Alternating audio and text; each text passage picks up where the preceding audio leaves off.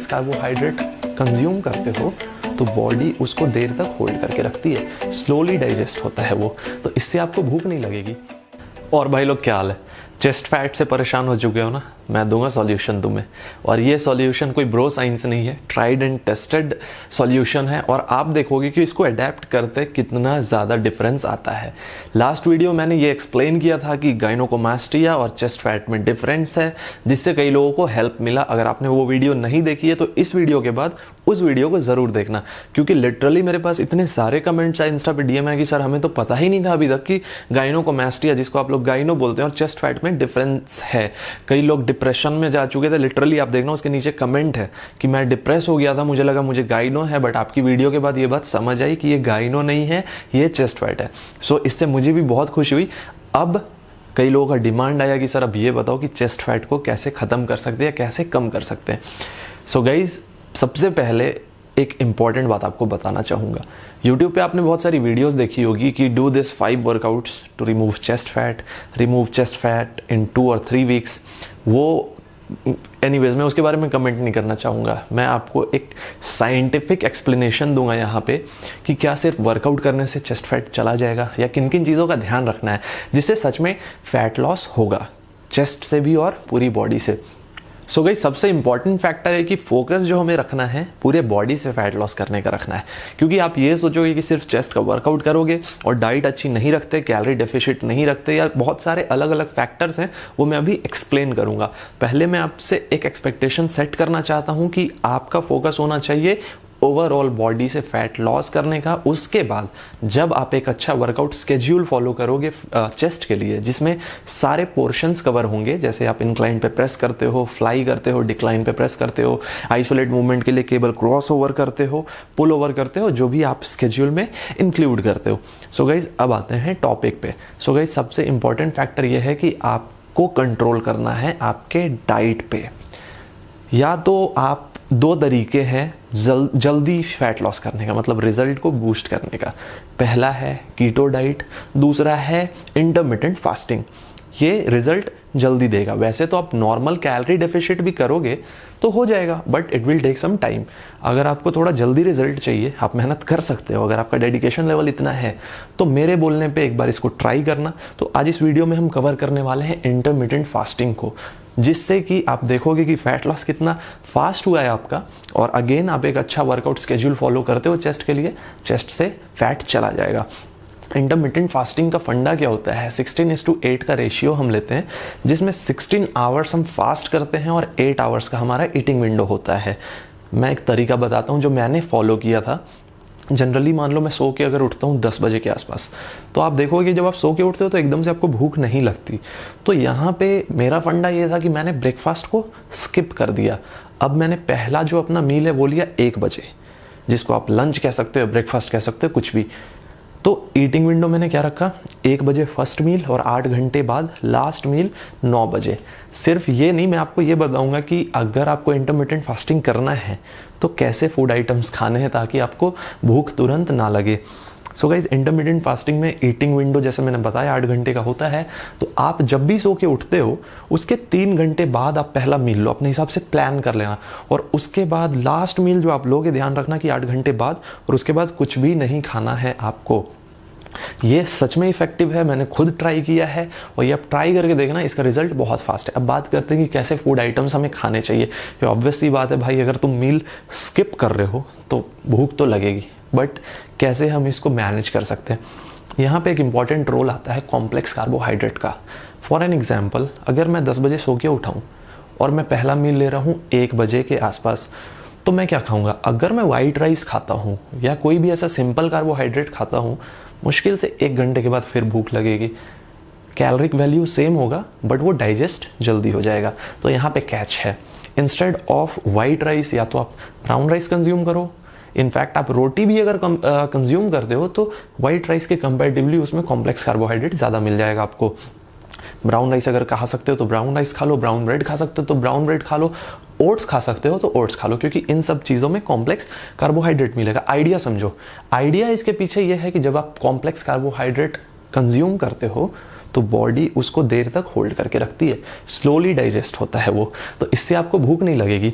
देखो एक बात और ऑनेस्टली बताऊँ आपको, इनिशियल फेज़ में थोड़ा सा तो यार प्रॉब्लम मतलब रहेगा आपके साथ, क्योंकि ऑब्वियस सी बात है, आपको खाने की आदत है रेगुलरली शॉर्ट इंटरवल्स में, और फिर सोने से पहले भी खाते हो। तो इंटरमिटेंट फास्टिंग में अगेन एडवाइस करूंगा कि किसी को अगर वीकनेस ऑलरेडी फील होता है तो वो इसको ना ट्राई करे, वो सिंपल कैलोरी डेफिसिट करे। मैं उसको भी एक्सप्लेन करूंगा इसी वीडियो में कैसे कर सकते हो। बाकी अगर कोई इंटरमिटेंट फास्टिंग सच में कर सकता है, कॉम्प्लेक्स कार्बोहाइड्रेट और प्रोटीन एनरिच फूड हर मील में लो। जैसे 1 बजे अगर आपने फर्स्ट मील ले लिया, 4 बजे कंज्यूम करो, ठीक है, दूसरा मील फिर 7 बजे के आसपास, और फिर लास्ट 9 बजे के आसपास बहुत लाइट कंज्यूम कर लो। अपना जो भी आप प्लान कर रहे हो, जो भी आपका कैलोरी इंटेक है, क्योंकि मैं ये नहीं बोल सकता कि आप 1500 कैलोरी लो या 2000 लो, वो आपके बॉडी वेट पे डिपेंड करता है कि आपको कैलोरीज कितनी इंटेक करनी है। गाइस मैं आपको एक बात बता देता हूँ, यहाँ पे आपको सिर्फ वही स्टफ सुनने को मिलेगा जो मतलब साइंटिफिकली ट्रू है, जो सच में काम करेगा। मैं चाहूँ तो कुछ ऐसी चीज़ें बोल सकता हूँ वीडियो में जिससे मुझे पता है व्यूज़ बहुत भागेंगे, थंबनेल में डाल दूंगा मैं कुछ ऐसा, बट चक्कर ये नहीं है, सीन ये है कि अपने साथ लिमिटेड लोग ही चले, बट उन पे रिजल्ट दिखना चाहिए, तो मेरा मकसद पूरा होगा ना। क्योंकि क्रिंज ऑलरेडी है, अगर मैं भी वही काम करूं तो फिर डिफरेंस नहीं रह जाएगा। एनीवेज टॉपिक पे आते हैं। सो इंटरमिटेंट फास्टिंग का एक ये फंडा है, आप जैसे जैसे मैंने बताया इसको ट्राई करना और एक अच्छा वर्कआउट सेशन लेना। अगेन ध्यान रखना कि हर एक पोर्शन कवर हो रहा हो। आप देखो चेस्ट फैट कैसे भागता है आपकी बॉडी से, सिर्फ चेस्ट फैट नहीं, हर जगह से फैट भागेगा। अब आते हैं नॉर्मल केस में जहाँ पे लोग इंटरमिटेंट फास्टिंग नहीं कर सकते। सो गाइज अगर मैं आपको बोलूँ कि आपको कैलोरी डेफिसिट करना है तो आपके माइंड में आएगा भाई यार कैलोरी डेफिसिट करना है यानी खाना कम करना पड़ेगा। यहाँ पे भी एक कैच है, मैं आपको फंडा बताऊंगा। आप टारगेट ऐसा रखो, ज़्यादा नहीं, जितना कैलोरी आप कंज्यूम करते हो, मान लो ऑन एन एवरेज 1800 कैलोरी से लेके 3000 कैलोरी तक एक एवरेज माना जाता है कि लोग कंज्यूम करते हैं। अगर आप दिन में 2500 कैलोरी कंज्यूम करते हो तो आप किस चीज़ का ध्यान रखो, जो कैलोरी आप इनटेक कर रहे हो वो प्रोसेस्ड फूड से नहीं आना चाहिए, वो नेचुरल फूड से आना चाहिए। दोनों में डिफरेंस क्या है मैं बताता हूँ, और क्यों ये भी बताऊँगा। फॉर एन एग्जाम्पल, मान लो कि मुझे किसी फूड आइटम से लेट्स से 100 कैलोरीज मिल रही है और वो एक चपाती है फॉर एन एग्जांपल, बट वही 100 कैलोरीज अगर मुझे आइसक्रीम से मिल रही है तो उसमें डिफरेंस है। अगर मैं आइसक्रीम की 100 कैलोरीज को कंज्यूम करता हूँ तो कैलोरिक वैल्यू तो सेम है, बट मेरी बॉडी में क्रेविंग होगी ज़्यादा, और मैं फिर से मतलब एक ना खाने की टेंडेंसी बनेगी। एक रिसर्च में पाया गया है कि जितना आप शुगर बॉडी में डालते हो, बॉडी उतनी ही ज़्यादा क्रेविंग करती है शुगर के लिए। एंड ये फैक्ट है, आप भी ट्राई करके देखना। मिठाई वगैरह अगर आप ज़्यादा खाने लगते हो फिर आपको चाहिए ही चाहिए, हर मील के बाद चाहिए। मेरे दोस्त यार हैं, मैं देखता हूँ भाई मीठा नहीं है यार, मज़ा नहीं आएगा। क्यों? क्योंकि ये साइंटिफिकली प्रूवन है, जितना आप शुगर खाने की हैबिट डालोगे बॉडी उतना ही मांगती है। और गाइस फैट लॉस में शुगर तो पाप है भाई, सच बता रहा हूँ। अब बात करते हैं कि कैसे करना है। तो आप कोशिश करो कि 90% या 80 to 90% जो आप कैलोरी इंटेक कर रहे हो वो नेचुरल फूड से होना चाहिए, या अनप्रोसेस्ड फूड। अनप्रोसेस्ड फूड मतलब होता है जो फूड आइटम पैक्ड नहीं आता, जैसे कि आपका नॉर्मल रोटी, राइस, चपाती, ये सारी चीज़ें हैं, ये अनप्रोसेस्ड है, आप इसको कंज्यूम कर सकते हो। इससे क्या होगा कि एक हेल्दी कैलोरी आप इंटेक कर रहे हो। और कैलोरी डेफिसिट मैं बताता हूँ कैसे करना है। दिन के 300 से 500 कैलोरी बस आप कट करो। With in 6 weeks, 4 to 6 weeks आप अच्छा खासा वेट लूज कर पाओगे। क्योंकि अगर मैं सीधा बोलूँगा ना, अगर आप 1000 कैलोरी मतलब कट डाउन कर दो, वीकनेस फील हो सकता है, आपको लगे यार भूख लग रही है, तो अपने को थोड़ा ढंग से चलना है ताकि हम लॉन्ग टर्म चलें और सच में टारगेट को अचीव कर पाएं। ये एब्स बनाना और ये सारी चीज़ें होती है तो शॉर्टकट में जाके कोई फ़ायदा नहीं है गाइस। लॉन्ग टर्म अगर चलना है तो चीज़ों को सही ढंग से फॉलो करना सीखो, जो साइंटिफिकली ट्रू है, एक हेल्दी प्रोसेस है, समझ रहे हो।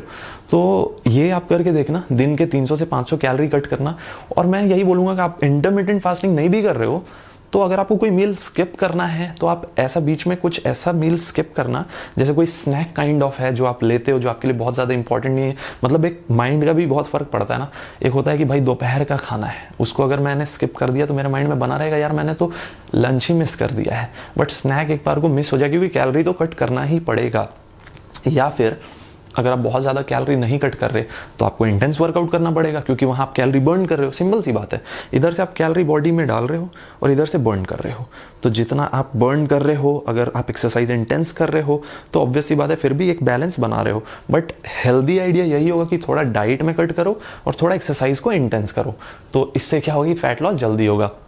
सो गाइज फंडा मैंने बता दिया इसमें, ये वीडियो थोड़ी लंबी हो गई बट आई होप, क्योंकि ये चीज़ें समझाना ज़रूरी है गाइज। आप टारगेट ले लेते हो कि मुझे ये करना है और अनहेल्दी तरीके से जाते हो, कुछ ऐसी चीज़ों को फॉलो करते हो। मैं आपको एक एग्जांपल देता हूँ यार, मैं मान लो कैलोरी कट ही नहीं कर रहा, मेरी बॉडी ऐसी है, मैं फैटी हूँ, बहुत ज़्यादा मोटा हूँ, और मैं कितने भी क्रंचेस लगाता रहूँ, क्या हो रहा है? कैलोरी बर्न तो होगी नहीं। मतलब वर्कआउट में चलो मैंने कैलोरी बर्न कर लिया, वापस से मैं वैसे ही मील खा रहा हूँ, वही बैड ईटिंग हैबिट से। फ़ायदा क्या? जितना मैंने बर्न किया उतना मैंने गेन किया, तो वहीं का वहीं रह गया सब कुछ। मेहनत भी कर रहे हो, रिजल्ट भी नहीं आ रहा, समझ रहे हो? सो गाइज, मेहनत दिमाग के साथ करो, रिजल्ट जल्दी आएगा, ठीक है। अब वो कहावत फॉलो करने का टाइम गया कि slow and steady wins the race, fast and smart win the race. So be smart. और खास करके जो लोग मुझे फॉलो करते हैं, भाई तुम्हें तो मैं स्मार्ट बना के रहूँगा, तुम्हें दिखाऊंगा एक्चुअल फिटनेस किसको बोलते हो, रिजल्ट कैसे आता है। ये ओवर कॉन्फिडेंस नहीं है, ये एक्सपीरियंस है। So guys, that will be all. I hope आपको ये कंटेंट पसंद आया हो। अगर जिम खुला होता तो आई विश कि मैं आपके साथ वो वर्कआउट्स शेयर कर पाता जो सच में आपके चेस्ट के हर एक पोर्शन को इम्पैक्ट करता है, टारगेट करता है, हर मसल्स को मतलब एक्टिव करता है। आप भी फील करोगे कि हाँ ढंग से वर्कआउट हुआ। एनीवेज, जिम खुलते ही आपके पास बहुत सारी वीडियोस आने वाली है। बाकी आपको पता चल ही गया होगा, आई एम सॉरी, कि कंटेंट कैसे आते हैं इस चैनल पे। वो चेस्ट फैट वर्सेस गाइनो वाली वीडियो आई वुड रिकमेंड कि ज़रूर देखना, क्योंकि इससे कई लोगों का कॉन्सेप्ट क्लियर होगा।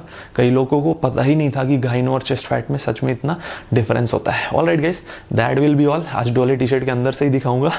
Thank you so much, keep supporting, bye.